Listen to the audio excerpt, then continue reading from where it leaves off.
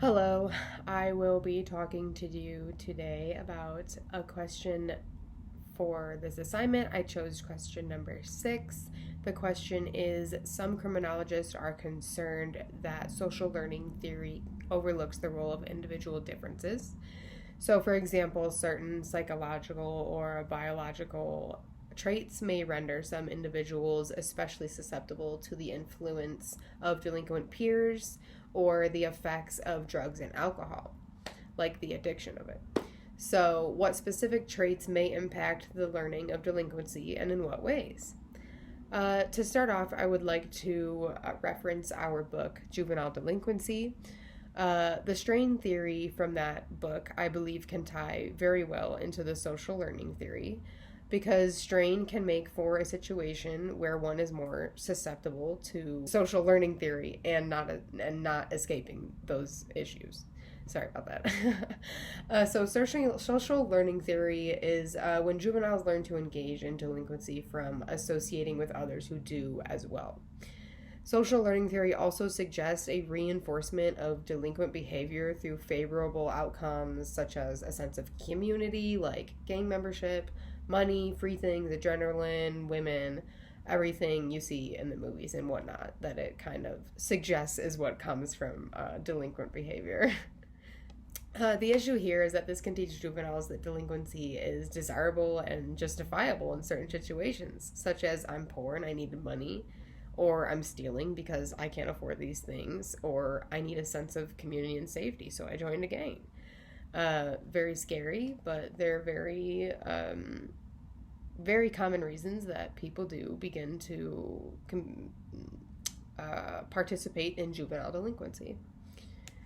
The article, Developmental Pathways of Youth Gang Membership and a Structural Test of the Social Development Model, along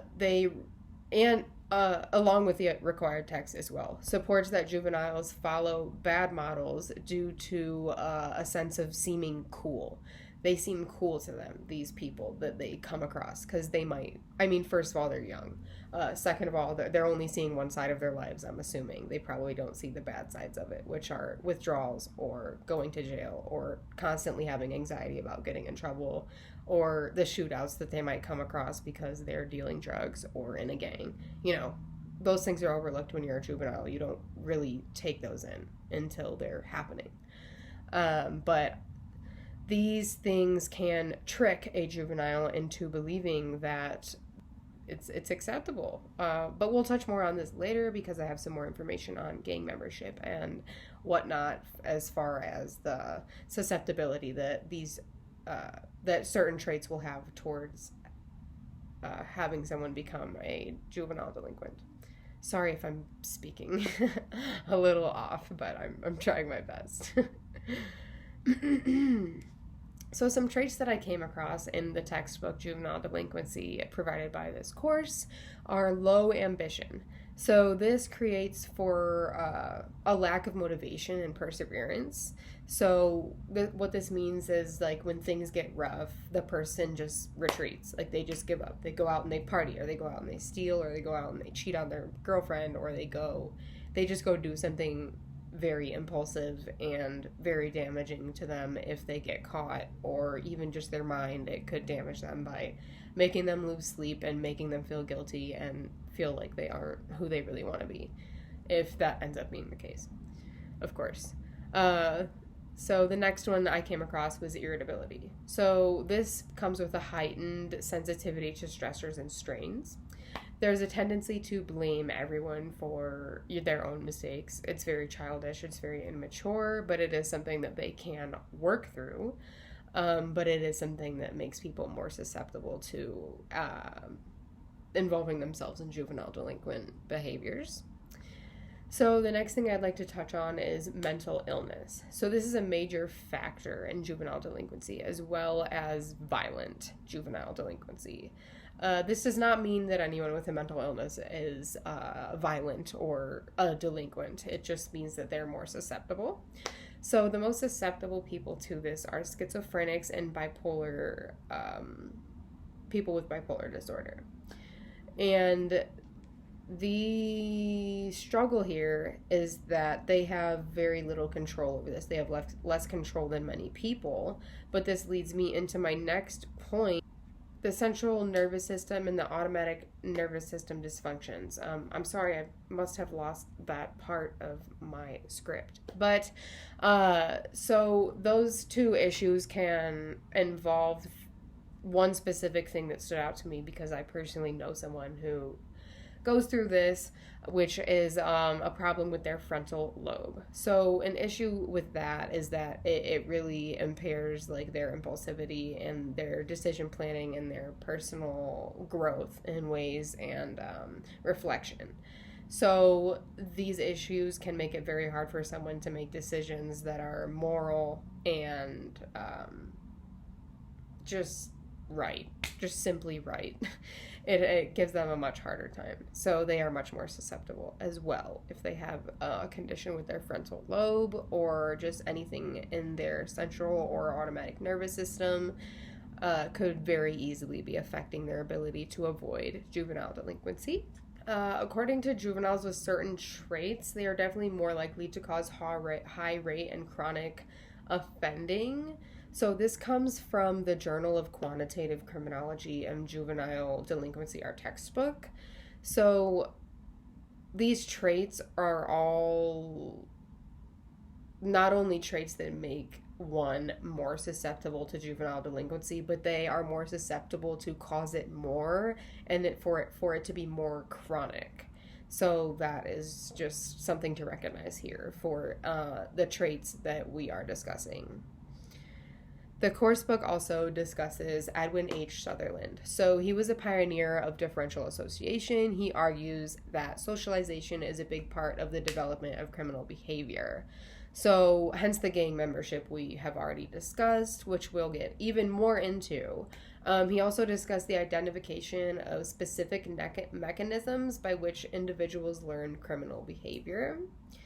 So when behaviors are rewarded, such as a high-class bad kid, or like I mentioned before, the money and the women, or whatever it might be, it can drive people to an addiction to this delinquent behavior. And this is learned socially as a group into a subcategory, and this progresses into a quite toxic community. And back to the example of the gang membership, it creates a sense of safety for the gang member that is normally not pleasing in the end, unfortunately. But an example of this is I found in an article titled, "I Had Every Reason to Join This Gang." It was a shattering mistake. A former gang member had discussed his path to jail after murdering innocent people, which is something he thought he would never do after he was initiated into a gang. So you can see here how juvenile delinquent acts can lead you to life-altering situations that you as an adult can't believe you got yourself into, because if you're a juvenile, you aren't thinking correctly, and then with all of the little things that can add into your susceptibility of becoming a juvenile delinquent, it can be very hard to avoid if you have some of those, and I really feel for that.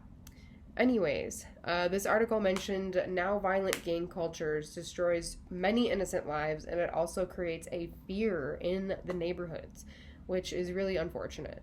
It also damages several families, and it makes the community very destructed in multiple ways. It creates segregation, it creates gang fights, it creates all of this violence. There are some traits to keep in mind as well that come from biological factors and social factors. So we have low IQ, which this can make someone have negative relationships with schools, and this is also associated with low problem solving. The next one is low self-control, which can create impulsivity and make someone graduate towards immediate rewards, risk-seeking, and it can lead to a strong excitement, hyperactivity, and all of these things that make you just want more, and it kind of leads to favorable beliefs in delinquency. And a big favorable belief in delinquency, my last one, I'm sorry I'm going like probably 2 minutes over, I hope that doesn't matter, but I really wanted to cover this topic, which is Satanism. So, this is supported by the article Double Ritual Murder by the Satanist Cult Members. So this explains a series of satanic murders committed in Poland, and there is another case from my home state, actually, where a man was part of the Ripper crew, and he was convicted of sexually assaulting and mutilating a number of women in the 1980s. And one of the specific cases, he had stabbed her over 80 times, and this was for Satan.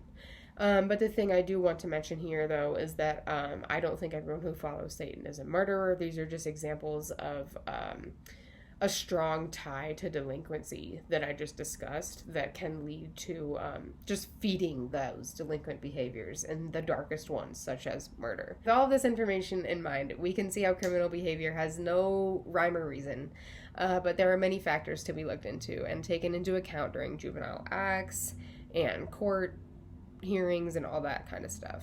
People who are adrenaline junkies and enjoy crime and should be treated a little differently than those who are having serious mental battles that they're facing as a juvenile. And definitely people with a bad home life or ones with biological factors like a mental condition.